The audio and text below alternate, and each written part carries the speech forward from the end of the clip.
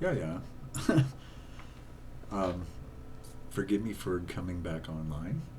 I just wanted to kind of give an update on what's going on, and also, I think it's a good means of chronicling what's happening. Yeah. So I'm totally confused over my primary care physician's behavior, over my symptoms that I'm reporting based on what she sees in the blood work in regards to Hodgkin's lymphoma. Yeah. So I got some drugs, anti-inflammatories, and one of them says can cause a heart attack. So I've been very careful. I've only taken two in 24 hours, and I could take two a day, so it's not like I have overstepped my boundaries. But suddenly, this afternoon, um, my heart just freaked out. And I went into what I consider AFib, atrial fibrillation. That's where your heart just starts fluttering. But I wasn't having a heart attack. So it was an accelerated heart rate. And I panicked because I'm here alone, but Jeff left me his phone. And I was trying to get through to the doctors, and I had to make another appointment. She won't do a phone call. She refuses to use a phone call. She will do a Zoom on the computer, but I don't have the app and all that for that. And I'm not into that. I'm not going to freak out on. I'm not doing that. So I scheduled for an appointment tomorrow. I could have gotten in this afternoon, but I don't have a drive. I don't have a ride. So she said that she can send a share ride to pick. I don't think she had a share ride. No, she said the Zoom. She could do the Zoom. So I said no, no, no. So I'll take an appointment tomorrow because EMS was here. They ran the EKG. I'm fine. They monitored me, ran a strip. They did about 45 minutes on me. They spent a lot of time. And because I was cognizant and could answer all their questions, they didn't feel that I was prepared for ER unless it's for pain management. I said, no, no, I'm not there yet. My heart beating out of my chest, I need to just calm down. So it's anxiety, yeah, but for a reason. So I thought to myself, I need to know more about what the expectations are on the end of the oncologist's office. What are they expecting from the PCP? Because if this PCP doesn't know, she's never had to deal with Hodgkin's lymphoma before. She's not pressed for feeling that there's an emergency whatsoever. And she has yet to touch me. Yeah, she hasn't palpated or anything. So I'm not going to call her a bad doctor, but she's not operating on her senses as a general practitioner. So I called around to the oncologist's offices, and I finally, one answered and said that even if I was to have the referral, that they would not see me till April. Yeah, I knew this was going to happen. And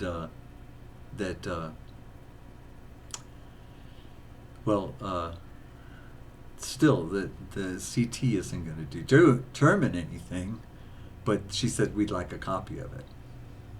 And then they'll get me in by April. No. This is just not right. It'd be one thing if I had a lump that they discovered, but it's not that they discovered a lump. I have been complaining about these symptoms for over 5 years. They just couldn't identify where they're coming from. And now, only now, in an accelerated growth, my lymph nodes are going nuts. Yeah. With a clear blood work. Yeah. So she doesn't see anything. She's incapable of seeing. So I called the oncology, the cancer portion of one of the hospitals. We have two major hospitals. And I called another one, and the nurse on oncology spoke to me, an RN. She's so nice. And when I walked her through what I'm experiencing as far as the headaches, cranial pressure, the flashing of the lights around my eyes, the swirling in my pupils of light, the radiating pain across my shoulders, my neck being gripped, and my inability to swallow. She said, "Oh my God, you are in stress. You're in pain stress." And then, of course, the gripping of my heart. And then the firing off on my quadrants, the side quadrants and under the diaphragm. So, truly, there's something going on, and the only way anyone can advance or go one step further from this point, she was so nice, because all her red flags were going off, which I would have expected from my doctor. But no, doctors don't see that. They've become numb to it. And so she said, "You need a biopsy right away." She said, "Even the oncologists won't touch you until they have a biopsy results." Because the oncologist is going to treat the lymphoma, the cancer. There are various methodologies based on the stage and condition. So first things first. The only way you can get a diagnosis is with a biopsy. Not a CAT scan, nothing, but a biopsy. And they would be available right away to do a biopsy. So we need to order a biopsy. That's what we need. We don't need the CAT scan.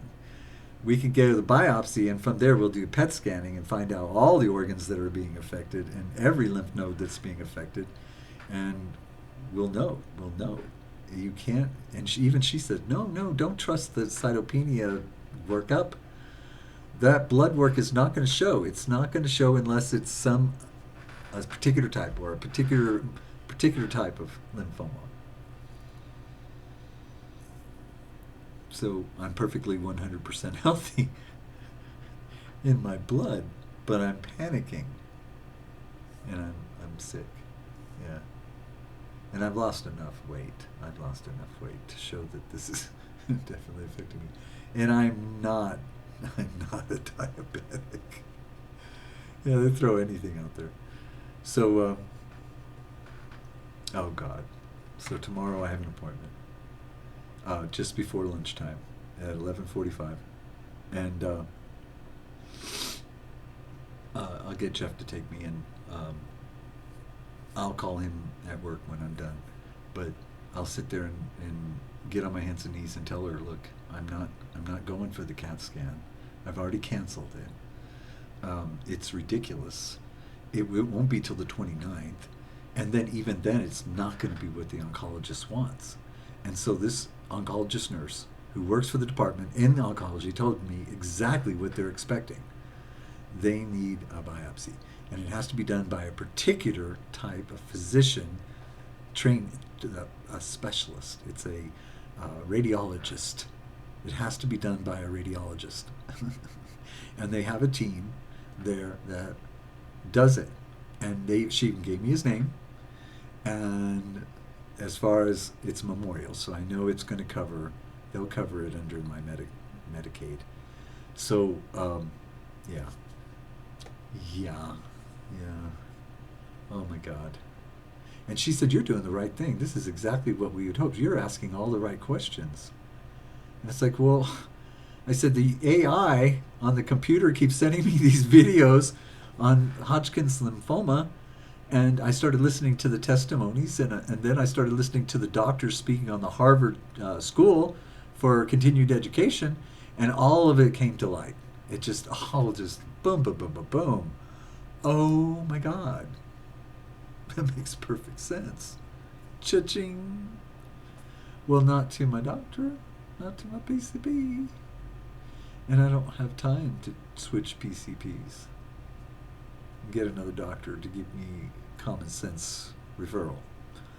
So tomorrow, I think I got enough ammo to present to the doctor. And I'm not calling her out as a liar. She doesn't know. She doesn't know better. It's not her field, and I wouldn't expect it to be. Hers should be dog and cat, dog and cat. Bring them through dog and cat. You know, spay and neuter, give them shots. Spay and neuter, give them shots. Dog and cat. And well, sometimes a human comes through, and you have to deal with them. Yeah. So I have to calm down. My heart's still beating. It's beating. Oh man, I know. And I'm shaking inside so bad. And if I try to move around, and I get exhausted, and then it starts beating even more. So I just have to sit here and relax. Of course, it could be that I'm talking about Jesus. You know, I could have been talking about Jesus, and Jesus said, "Oh no, I'll be spanking you some more, homie. Bend you over on me and spank that boy." Yeah, can you believe that's on a track? Can you believe religion? Religion is so bad. It's so condemning. I mean, religion is just ridiculous. It is. Religion. For they are many. And it's the beast, the false prophet, and the dragon. It's the three major religions. Now, as far as the Vedic, you know, the Indian Hinduism and all of that, the way they meditate and they worship and the way they honor the living is appropriate to the 12 disciples as they went through the discipleship to reach the Christhood, which is the whole expression of the the crucifixion. Yeah. And so, in their own right, they're not worshiping idols per se, even if they need to be corrected. What we're dealing with is Israel. Israel. That's the important part.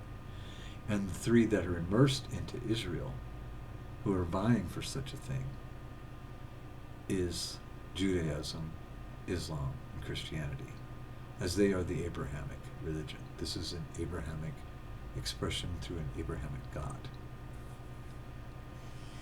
Yeah, and then of course Mithraism spreads its wings to Hinduism, and especially through the Vedic, into Buddhism. Yeah.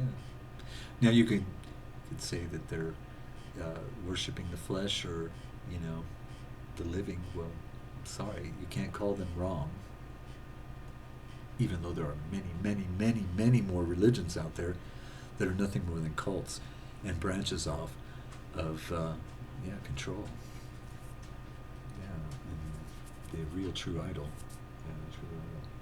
Well, you have to go outside. Okay, I think I expressed myself enough. Now I have my ammo for tomorrow. So another appointment tomorrow in the doctor. Sit down, talk to her, beg her for mercy. Tell her, girl, you're making a big mistake. CT scan is a no-no. It's not what the oncologist wants. I called them, and maybe I'm your first Hodgkin's lymphoma patient, but you're going to need a biopsy. And if we try to present ourselves to an oncologist with just a CT scan and blood work, they're going to say, no, biopsy first. So we can do that legwork and get that done right now, and then present to the oncologist. And because then we'll have a definitive answer. That's right. Yeah. That's good. And if anybody's listening, I'm not giving medical advice, but I'm telling you, you got to be careful when you get misdirected. If you feel your body is talking to you and your doctor's not listening to what you're saying and wants to pass it off, whether it be psychological or otherwise, you have to take another step. You have to take another step, even if it seems like you're being rude or condescending, or that you are the crazy one. Because it's your life, it's your body, it's your soul. Yeah, so act on it. And you would know. You would know.